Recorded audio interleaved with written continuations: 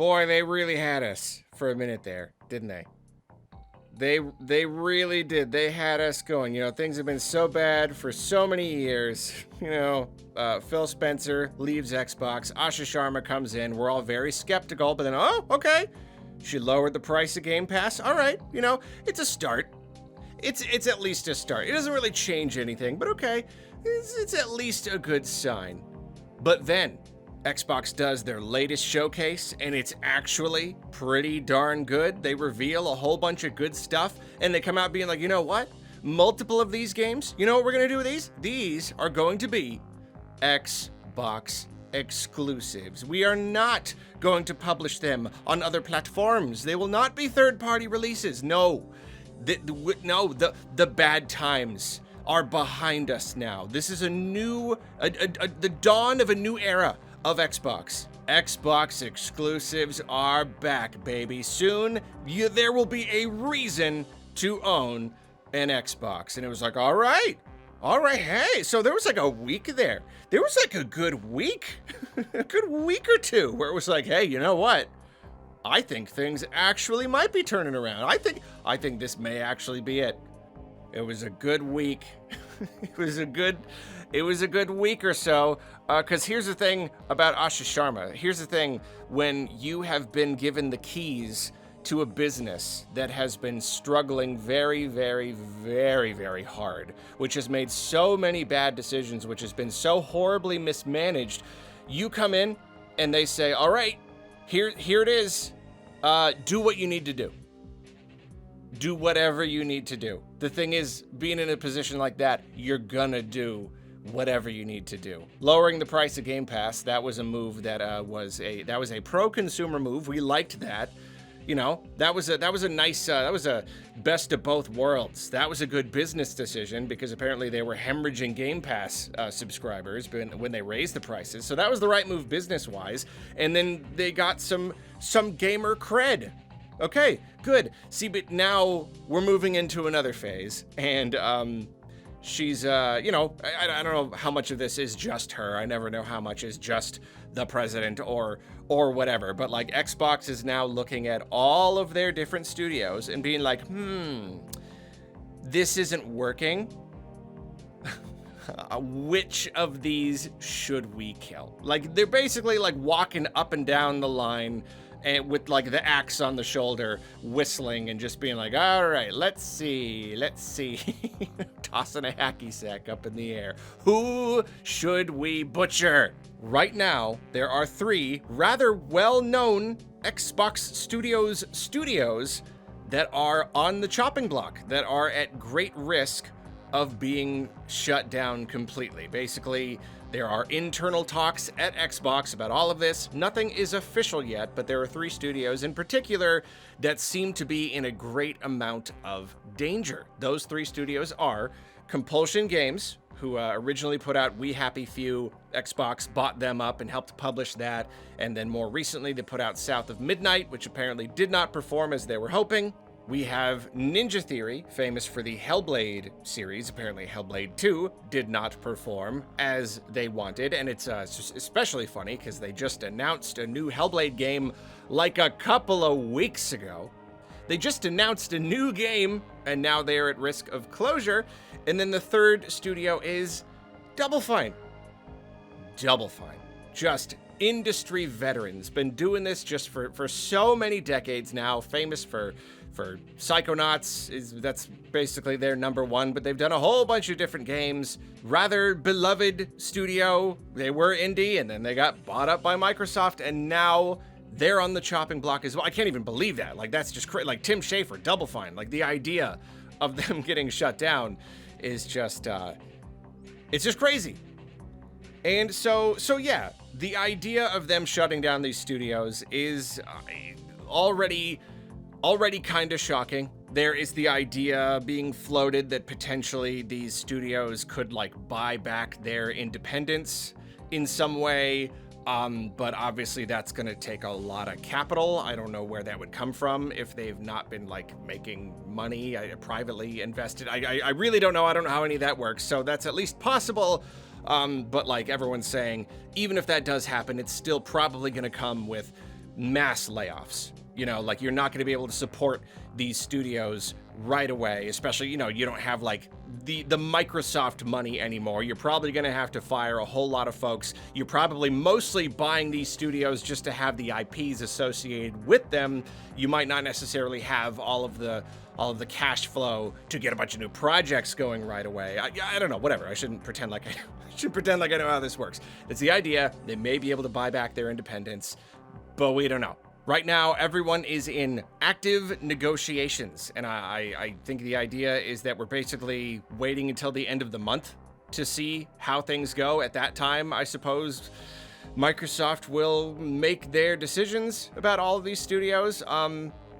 And it's like, I don't know. I mean, like, obviously there's so much to be said about all of this, how this really is. I mean, it was kind of inevitable. I'm not saying that means it's a good thing or should happen, but like, the company has been mismanaged for so long. I think maybe we should have seen this coming, that they would just start killing all these studios because, yeah, again, you bring in a person, you give them the keys and you say, fix it. They're going to make a lot of hard decisions, you know, and she's been talking about, we need to refocus on the main, you know, on like Elder Scrolls and Fallout and Halo. We need to fast track those. Okay, well, I don't really know what that looks like. I don't know exactly what fast tracking a massive AAA game series. I don't know what your plan is there. But then I guess it makes sense. It's like, oh, well, like, what did you guys do last generation? Oh, you wanted to like get back into the game, providing exclusives for your platform, and so you bought all of these studios. Okay, well, like, you have too many studios now. Most of these studios have not put out a hit in quite a long time, and you know why that is also just another humongous discussion I would love to go into. Not today though. They're just not performing though. They're not putting out hits. So like, okay, we just start killing them. Like, what else are you gonna do as a big executive at a company who's been told to right the ship? That's what you do. So like, yeah, I guess we should have seen this coming.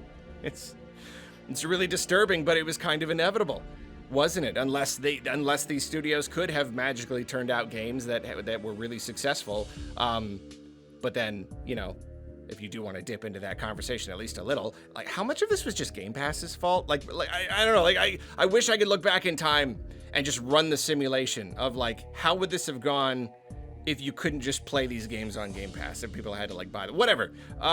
Here's the thing though, these three studios are the ones that we have heard about, but like, I think recent times have shown us that there is no cancellation, there is no closure that is too absurd.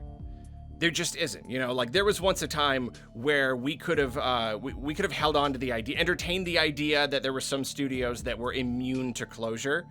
But like, I mean, maybe you could argue that there are some if they put out big enough games, but like that bar, that like threshold of how iconic and loved a studio has to be in order to be like completely safe, that has changed. The whole conversation has changed, especially with Sony closing Bluepoint. I'm still shocked. I wake up in the morning and I forget, and like I'm reminded all over again. Sony closed down Bluepoint. You've got to be kidding me. Sony has closed down multiple of their like most iconic studios, responsible for some really, really iconic games. They weren't safe. They weren't safe either. So now we're looking at Xbox and we're seeing these three studios, you know, in active negotiations to save their own skin. But like, I'm looking at not just me, we are looking at the rest of Xbox's studios and being like, clearly none of these are safe. Clearly none of them, especially if you look at the ones that have also not had a hit in recent years. There are multiple studios you could point to, but I'd say Obsidian, it has to also be on the chopping block. Because, yeah, they've put out 2 big RPGs in the last few years, neither of which performed very well. I'm not super well versed on their whole studio portfolio, but like, yeah, like there's no way Obsidian isn't also in talks to be shuttered because their games just haven't been performing. So I don't know. We really don't know what's going to happen. For all we know, maybe the negotiations will go well. Maybe the internet blowback will have some effect. I doubt it. I can't really doubt it. But I don't know. Or all 3 of these studios will be shut down. But then, like, yeah, that's probably not going to be the end of it. We cannot be surprised if more come down the line. And yeah, and again, like there's so much you could say. I guess this really is just a video about those 3 studios potentially being shut down. But like, man, it is just such a, like, it's like, this is kind of an inevitable circumstance for Xbox to find itself in, just because it's been so poorly managed over the years. But then, of course, it is also a symptom of a greater, much greater industry problem, a whole entire industry that has pumped all of this money into all of these studios and all of these games, and nobody knows how to make a hit.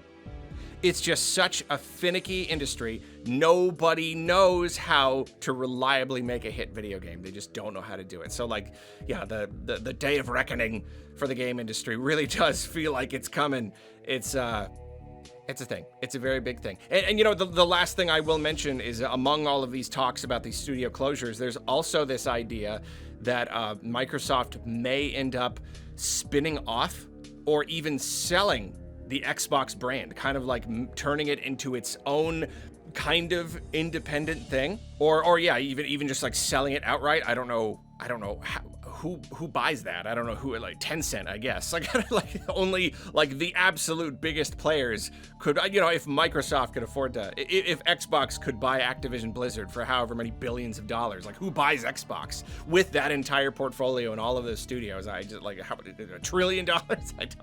I don't know. At the same time, are they really worth that much money if they keep making these investments and they're not paying off and they're not making enough money? Yeah, no, I really don't know, but that would probably be good. I don't know. Sure, you know, it's kind of like, I think usually when we hear about these big gaming companies getting bought and sold, it's usually kind of a bad thing because we don't like monopolization, and I totally get that. But at the same time, there's part of me that's just like, yeah, but I mean, like, things couldn't get worse though, right? Like, I think just changing hands at all, just creating some big disruptive change could be bad, but it could be good, right? Yeah, I don't know. Yeah, sell Xbox. Well, I mean, don't sell it to Tencent, but like, no, I don't know, whatever. The point is though, I don't even know what the point is. Xbox really screwed up.